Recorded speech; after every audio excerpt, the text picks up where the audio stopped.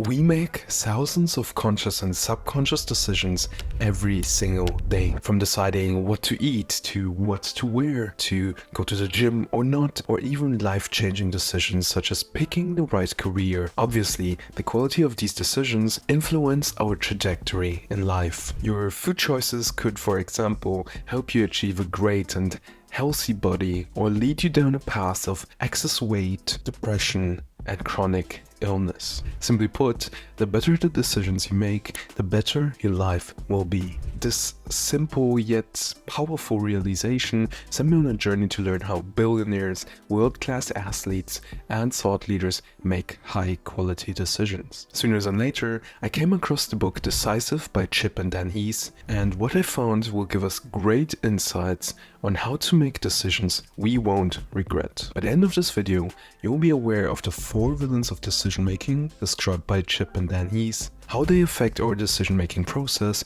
and how to avoid them starting today. So, without any further ado, let's get started with villain number 1. More often than not, we think that we have to decide between one thing or the other. Do I break up with my partner or not? Do I buy a Samsung or an iPhone? Or do I hit the gym today or tomorrow? And as you might have noticed, these decisions are very narrow in their scope. Let's look at decision 1, for example. Why does it have to be about breaking up or not when there are so many other options available? Another option could be, what should I change to improve this relationship? By approaching this problem with a wider scope of options, by asking this question, we are then able to achieve what we originally sought out to do, and that is to have a more fulfilling relationship. This mindset is something so powerful that it will help us bend reality to our expectations, because reality doesn't consist of yes or no options, do or don't do options. Reality is something that we can form based on the way we perceive it and how we approach life with an open mindset. And Heath put it so brilliantly. Villain number 1, narrow framing, is something that we can simply avoid by always asking ourselves, how can I widen my options and what have I not considered yet? Villain number 2 is one of the most common causes of bad decision making, ignorance, and even self-inflicted suffering. One could argue that seeking comfort in the known is human nature, and of course we feel reassured in our identity when we find information that confirms our beliefs and our values. Yet we blind ourselves by assuming that there's only this one reality. I mean, what could go wrong, right? Everything. A historical example are the Salem witch trials in 1692. The community of Salem strongly believed in witchcraft. Imagine getting someone burned only because you believed they were a witch. And of course, the accusations were based on flimsy or non-existent evidence. Yet the sad reality of these trials was that once someone was accused of witchcraft, every suspicious action was then interpreted as confirmation of the witchcraft. What did this lead to? This biased interpretation led to the execution of 20 people and the imprisonment of many others. And guess how the trials ended? People started questioning the validity of evidence. Needless to say, decisions influenced by confirmation bias will lead to suboptimal or even life-destroying outcomes for us and others. So, how do we counteract the confirmation bias? Here's where we have to gain a meta perspective of the situation and gather new information. And to do that, we have to reality test our assumptions. And one way I do that is with a model called Socratic questioning. And if you want to apply this model to your daily life, check out this video linked above or in the description to find out how Socratic questioning can be applied to your daily life to reality test your assumptions to make decisions you won't regret.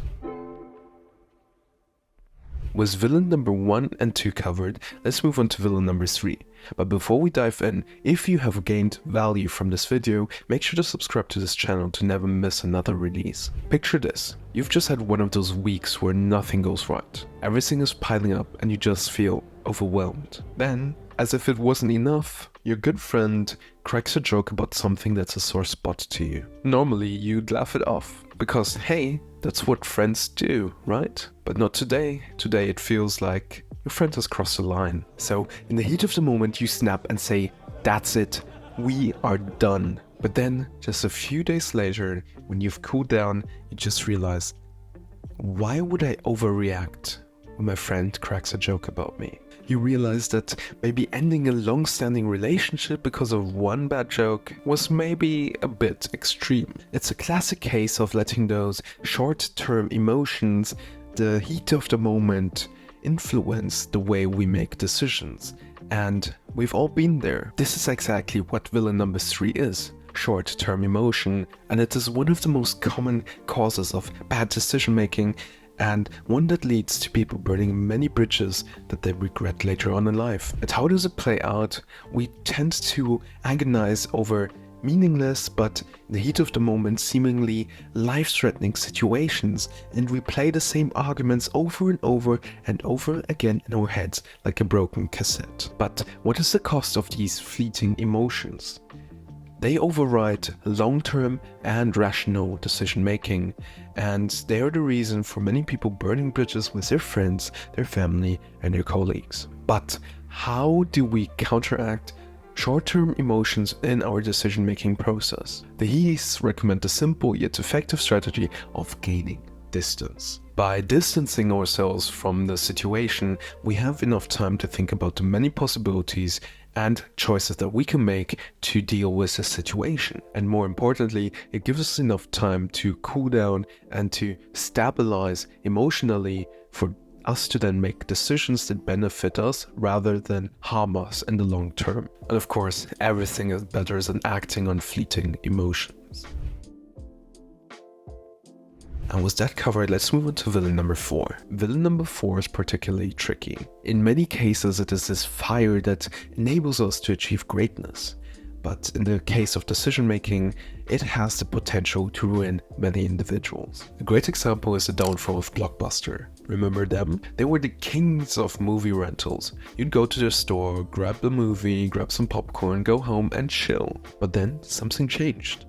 Streaming became a thing. And Netflix was suddenly this competitor that Blockbuster knew nothing to start with. Netflix then even offered Blockbuster the chance to cooperate, to create something together. But Blockbuster was like, nah, we're good. People love our stores. Everything is going fine. Streaming is just like another short-term trend. We're fine. Turns out they were a bit too overconfident. Everyone started streaming movies online, and Blockbuster, well, they didn't catch up. Blockbuster stuck to their old ways, and they thought, yeah, like this Netflix trend will go over soon.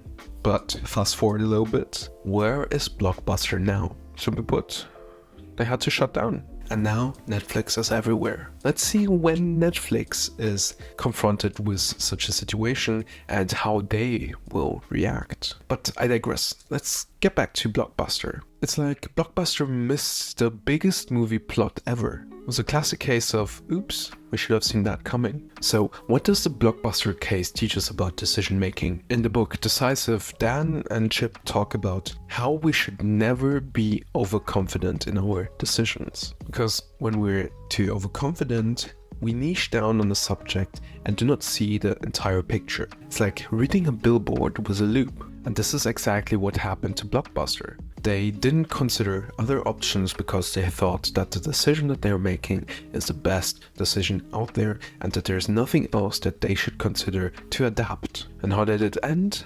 Netflix rose and they got left behind. The key lesson here is to prepare to be wrong.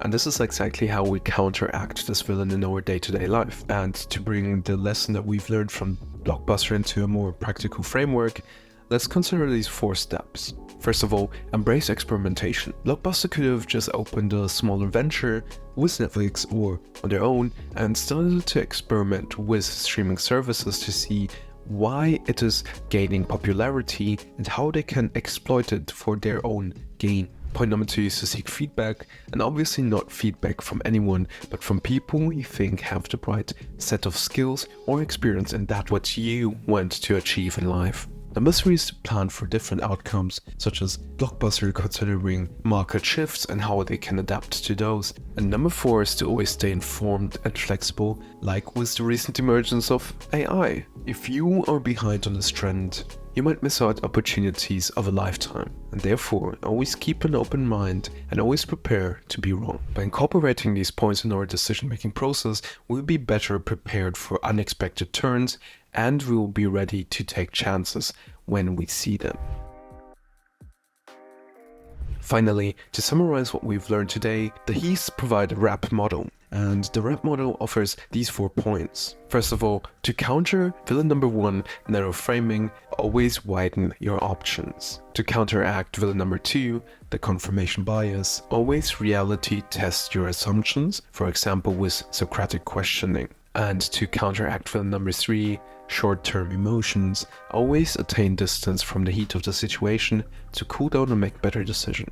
And finally, how do we counteract villain number 4, overconfidence, and that is to prepare to be wrong.